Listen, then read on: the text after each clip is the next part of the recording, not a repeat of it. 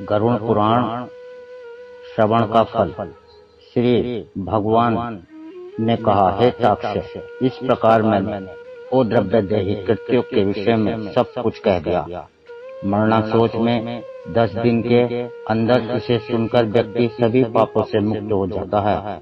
यह परलोक संबंधी कर्म पितरों को मुक्त प्रदान करने वाला है और परलोक में तथा इस लोक में भी पुत्र को वांछित फल देकर सुख प्रदान करने वाला है।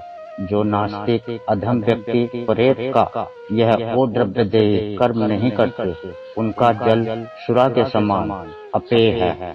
इसमें कोई संशय नहीं। देवता और पितृगण इसके घर की ओर नहीं देखते, अर्थात दोनों की ही कृपा दृष्टि उन पर नहीं होती और उनके पितरों के कोप से पुत्र आदि की भी दुर्गति होती है।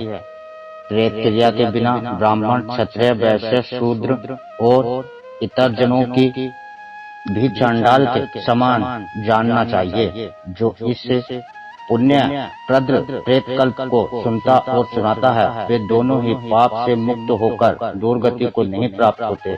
माता और पिता के मरण में जो पुत्र गरुड़ पुराण सुनता है, उसके पिता और माता की मृत्यु होती है और पुत्र को संतप्ति प्राप्त होती है। जिस पुत्र ने माता पिता की मृत्यु होने के अंतर्गत गरुड़ पुराण का श्रवण नहीं किया, गया श्राद्ध नहीं किया, वृक्षोत्सर्ग नहीं किया, मानसिक तथा वार्षिक श्राद्ध नहीं किया, वह कैसे पुत्र कहा जा सकता है और तृणत्रय से उसे कैसे मुक्ति प्राप्त हो सकती है और वह पुत्र माता पिता को ताड़ने में कैसे समर्थ हो सकता है। इसलिए सभी प्रकार के प्रयत्नों को करके धर्म, अर्थ, काम तथा मोक्ष रूप पुरुषार्थ चतुष्टय को देने वाले तथा सर्वविध दुख का विनाश करने वाले गरुड़ पुराण को अवश्य सुनना चाहिए। यह गरुड़ पुराण पुण्यप्रद, पवित्र तथा पाप नाशक है।